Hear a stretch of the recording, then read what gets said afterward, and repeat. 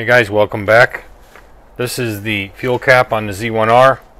That's a video that should be dropping before this one, which will help explain. The tank was getting pressurized, so the problem is that the tank vent is plugged. Now these old school bikes, normally they vented right through the tank cap, right through this guy here. There are some exceptions to that, but for the most part, these old ones, 70s and early 80s, and certainly through the 80s, I guess, vented through the cap.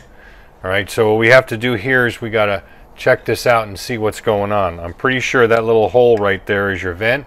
Normally there's some sort of I don't know what you want to call it, a thing in there to keep the fuel, a little baffle, a little reed or something, I don't know, from splashing up, but sometimes there's not.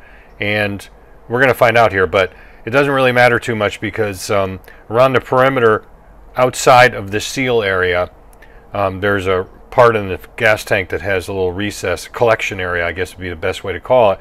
And that leads from through a tube or through a penetration that goes down through the bottom of the tank, and that's a drain. So if it did splash out, it's just going to go down the drain anyway. Down the drain. All right, so we're going to take this apart and figure it out and clean it out. Pretty simple. We're going to take these 3 screws out here on the top. There's got to be a spring in there because, you know, it springs down on top of the bung to seal it off. Bung hole. I need TP for my bung hole. Pretty chewy already, I can see this. I should have noticed this when I put it on, but I did not. So we're going to figure it out. Clean it out.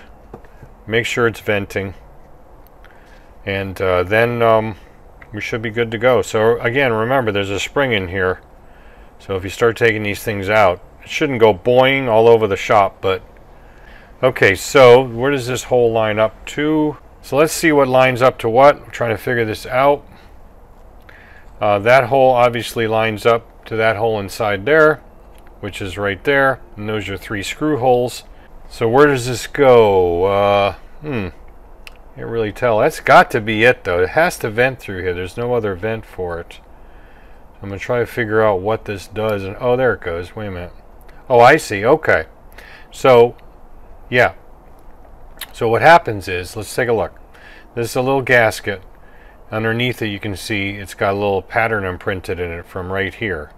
So here's your vent circuit, essentially. And remember, this is the hole.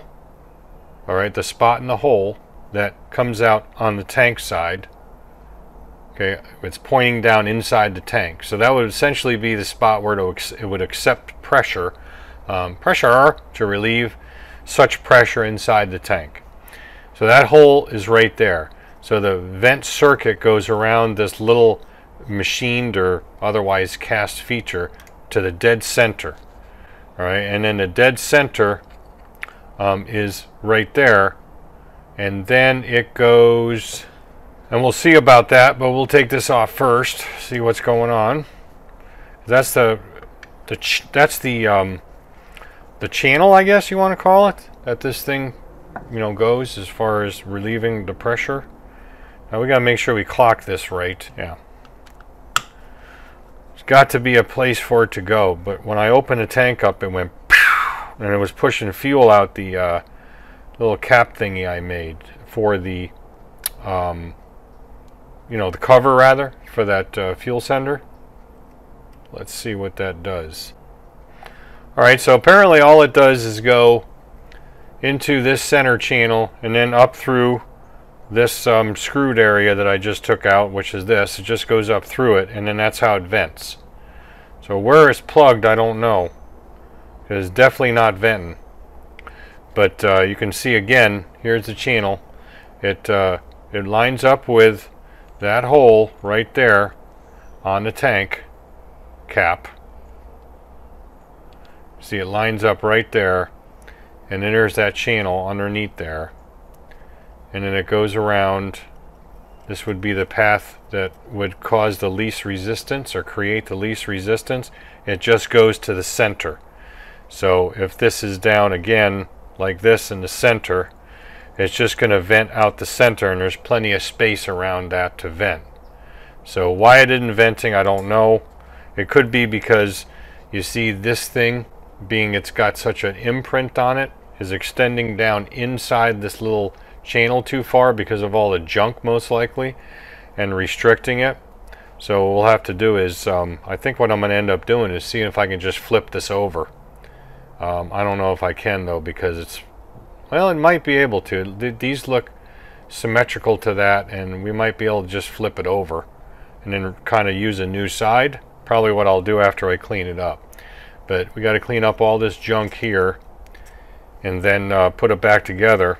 Again, I think I'll just flip this over and then we'll see if it vents, because it's definitely not venting right now.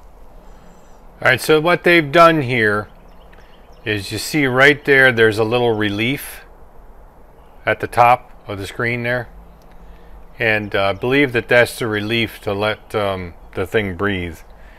And a little washer's got a similar feature to it, it looks like. And it only goes on one way, it won't go on any other way without binding, so you got to find that spot. So once it comes apart, all you do is make sure that it goes in and moves up and down. But I think that's what that little clearance is for. And then we take that little washer, wherever I put it, there it is, and we put that washer back in, and that washer looks like it goes, yeah, there's a little notch for it in there is what it is. So that notch, I don't know why there's two notches, the other one doesn't line up to nothing, but whoops, you know what, probably would help if I put the spring in, wouldn't it? I cleaned all this up real good, so it should be functional. And we'll flip over that gasket like I said and try that, because it's got a vent. I'm going to dribble a little oil on that to keep it nice and loose. These things notoriously get bound up on these old bikes. They get all corroded, and then, you know, everything doesn't work smoothly. The latches here get all nasty, so just got to keep that in mind. So we're not going to put it that way. We're going to try putting it this way and see if it will line up. So if we do this, oh yeah, let's try that. We'll go over to that hole. Yeah, it looks like it will, because there's the hole right there, or I should say the hole's right here. That lines up with that channel which goes around here to the center, and we'll just flip it around so it doesn't cause us any grief more than we already have in our lives. The screw's back in, and that hole is open. You can see. I think that's probably what was happening. That gasket, you know, is kind of conforming to those little channels in there, and I think it was partially blocking it off. So flipping it over and cleaning it out might just do the trick. Now, not all gas caps are this easy. I've taken a few apart that, you know, require some sort of a engineering drawing to put back together. They're kind of complicated, but for the most part, you just take them apart and take pictures or whatever you need to do, and you can get them back together. But this one is easy peasy, and that works good. Now I'm going to blow on it. Yeah, it's going right through that little hole there, so no problem. So this is definitely venting now. So that's what you got to do on these old machines, is make sure that the tank is venting. And I'm kind of sorry that I didn't do that before. It's now just ready to go back in service. If you like what you saw, you know what to do. Thanks for watching, and catch you on the next video.